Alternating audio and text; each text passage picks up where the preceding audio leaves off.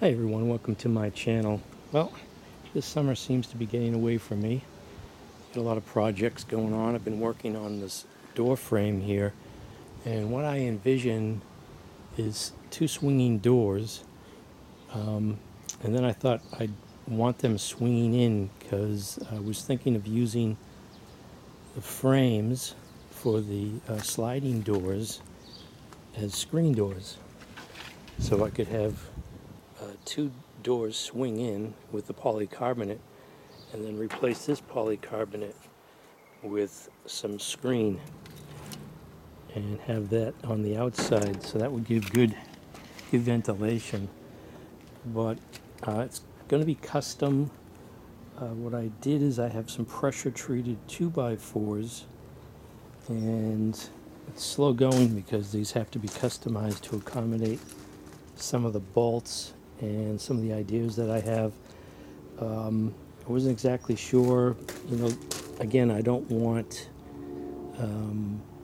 this to interfere with the sliding door, so I was grappling with how to position this. So this is the first one that I have here. I cut, and like on the sill plate here where I had those boards to stiffen up the bottom of the greenhouse, I put the notch in it so it slid over the notch on the metal part of the frame. So I put a notch in here also, or a groove, and then I had a notch out to accommodate these bolts here that are on the bottom of the frame. Yeah, so that's where I am right now. So that fits over that lip, and then I'm going to have, what I was saying is, just by accident when I measured this, I did end up just splitting the 2x4 right down the middle. So the thickness of this is 1 3/4, and this is 1 3/4. So this one will go on the top. These are, I think I just said 68 3/8 inches long, I think.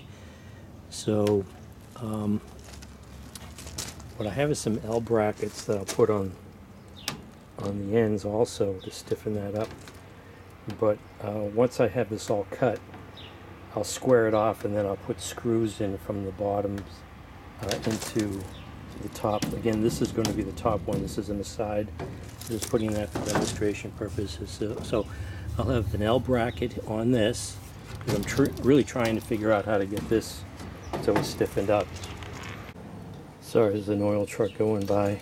It's always something. So this one here, I have to also do custom cuts to get it to fit in the top. So right there, that's not split.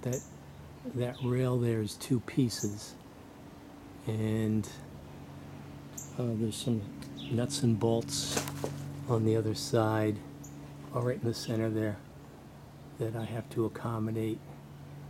I don't know, maybe I can just do without, because that's another thing. When I have a board going across there, I can just put in wood screws going through the aluminum into the top of the wood.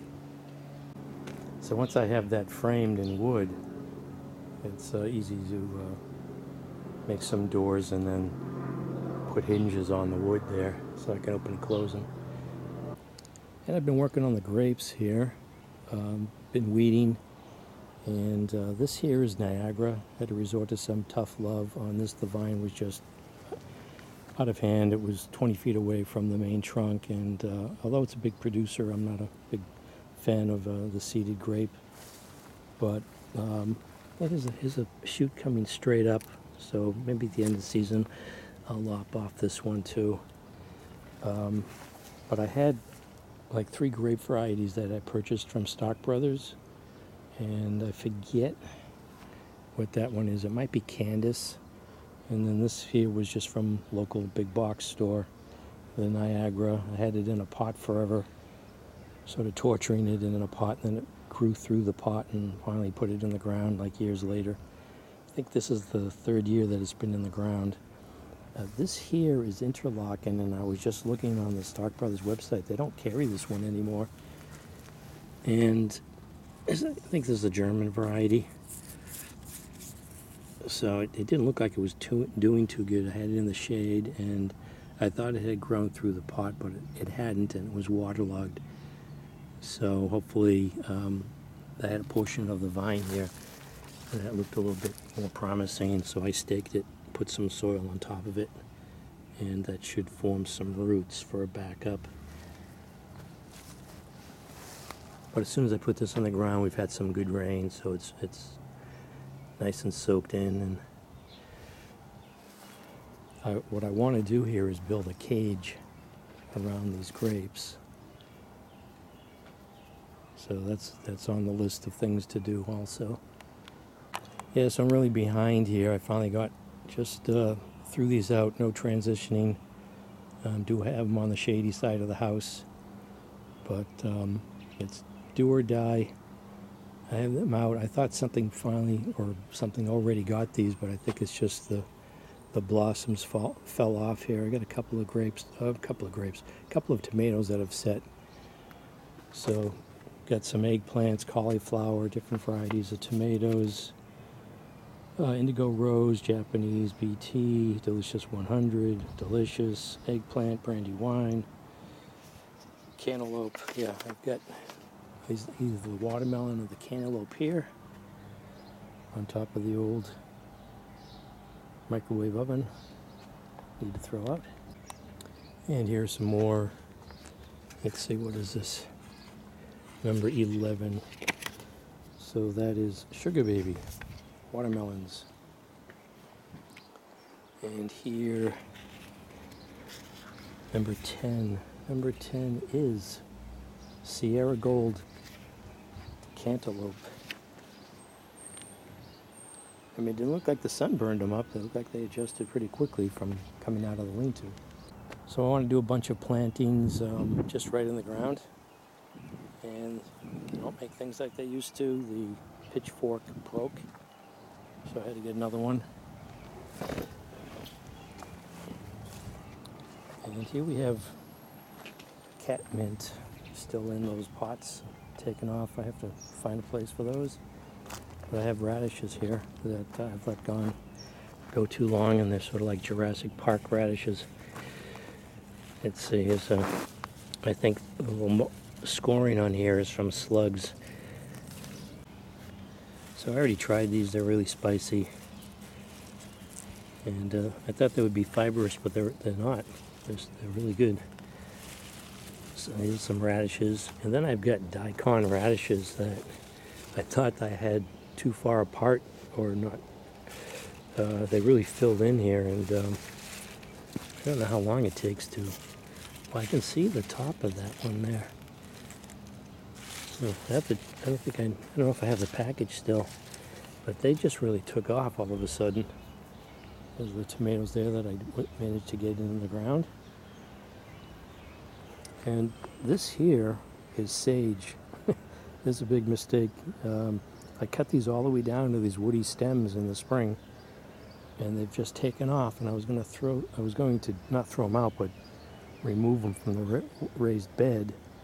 And then I noticed flowers coming out, so didn't want to disturb it. Still trying to get bees to notice the beehives, with no success so far.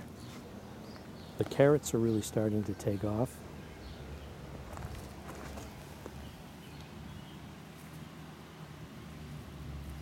So let's see. I don't know what we have here. I see something. But I think the peas, although we've been still having some cool weather, looks like, yeah, the peas are over with. These here I'll have to shell. They were on too long, but the peas will be delicious. So I've got 2 rows of carrots here, and then another row on the other side. And the African basil I cut back down too, because it didn't look like it just got beat up by the sun when I just suddenly brought it outside. So I cut it all back, and it's just now recently coming back. And there's one over here too, but being blocked by the sage. Wow, it's really getting blocked by the sage. I have to cut that sage back. Oh, here's that lone volunteer. Lettuce.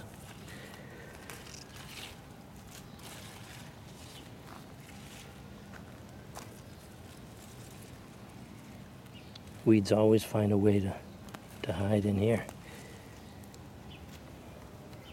A lot of volunteer dill going to flower. And some more tomato plants that I put in some of the peat pots here that I had in the cellar.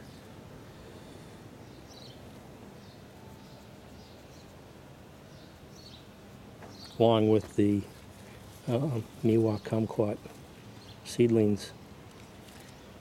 Well, maybe those are some grapefruits. Yeah, so it looks like a good grape season. These are Concord grapes, and then I've got Frontenac. It's a wine grape there that I've let go. It's a mess.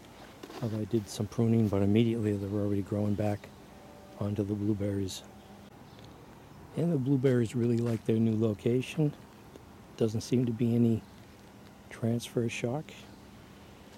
And look at these blueberries. I think the catbirds must nest later on in the season because you don't see them early on. And I've seen a catbird strategically be able to bounce off the net and get some blueberries. But for the most part, they're protected. Look at the size of those.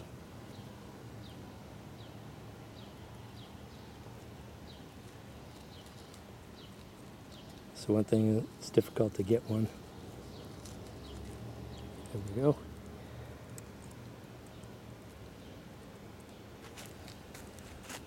I don't even know if it's big enough, small enough to go through the mesh here.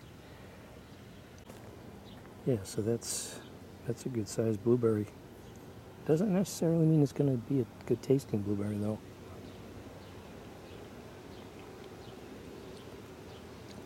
That was good. It was tasting like a blueberry. A little tart though, probably could have gone another day. You can see here the bee balm moneta starting to flower. So that should attract some hummingbirds. And the Russian sage. I cut that all the way down, and you wouldn't think that it would come back this quickly, but it does every year. This is the second year that I've had this. And of course the echinacea. But the echinacea is strange. It must have some virus that attacks it, because you'll have this wilt that occurs on them, but then you'll have these other stronger plants.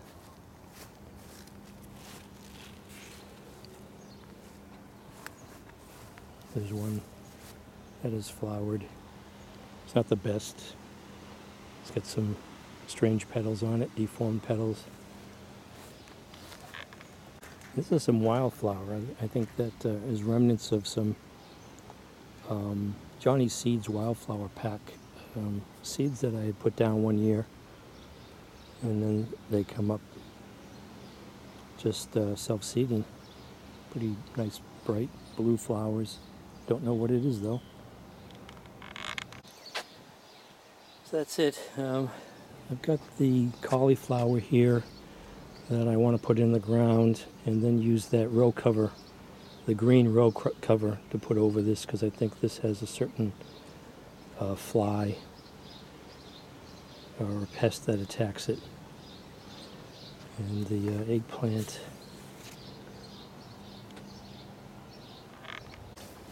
So I was thinking of putting that right here, so I have to clean out all these weeds, level it off, maybe mound up some dirt, and then put that row cover on it.